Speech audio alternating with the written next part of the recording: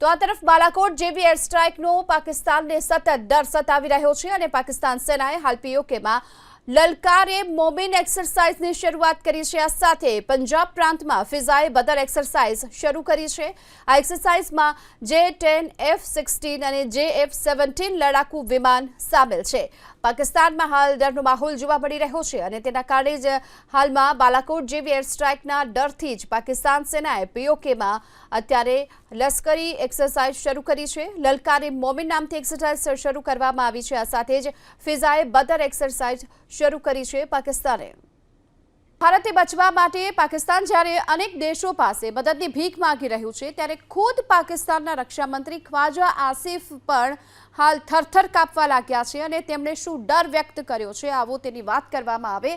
હુમલાનો ડર છે અને તેના કારણે હાલ પાકિસ્તાન ખૌફમાં છે। પાકિસ્તાનના રક્ષામંત્રી ખ્વાજા આસિફને હાલ ડર સતાવી રહ્યો છે।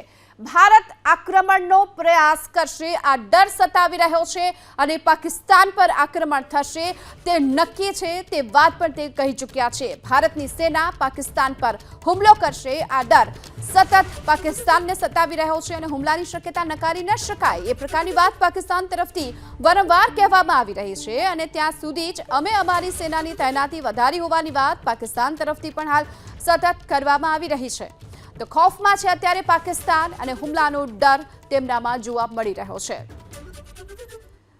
તો આ સાથે જ પાકિસ્તાન દહેશતમાં પણ જોવા મળી રહ્યું છે કારણ કે પાકિસ્તાનમાં હિન્દુસ્તાનનો ખૌફ સતત જોવા મળી રહ્યો છે।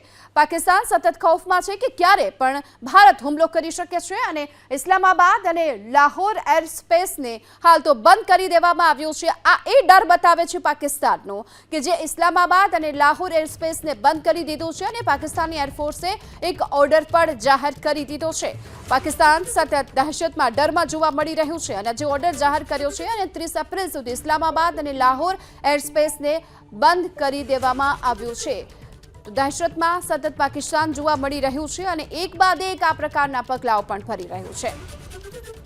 પાકિસ્તાનના રક્ષા મંત્રીના એક્સ એકાઉન્ટ પર ભારતમાં પ્રતિબંધ લગાવી દેવામાં આવ્યો છે। પાકિસ્તાનના મંત્રીઓ પર ભારતે હાલ ડિજિટલ સ્ટ્રાઇક કરવાનું યથાવત રાખ્યું છે।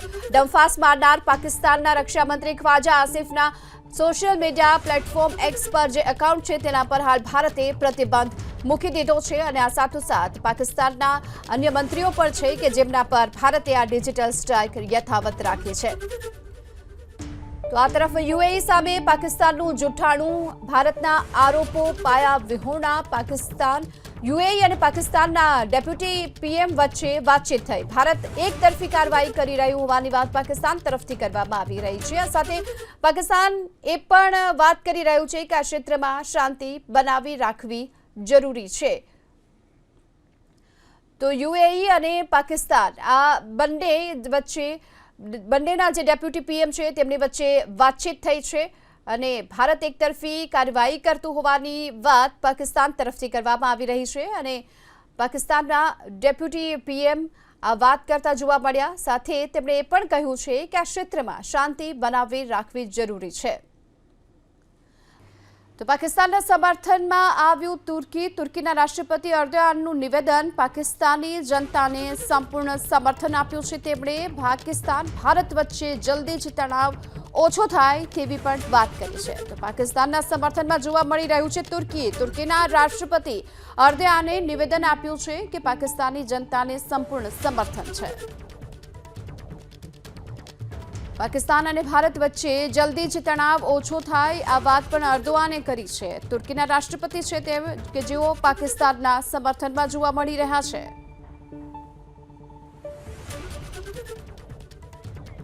તો પાકિસ્તાનના સમર્થનમાં હાલ તુર્કી આવ્યું છે અને તુર્કીના રાષ્ટ્રપતિ અર્દોઆને નિવેદન આપ્યું છે અને તેમણે કહ્યું છે કે પાકિસ્તાની જનતા સાથે તેમનું સંપૂર્ણ સમર્થન છે।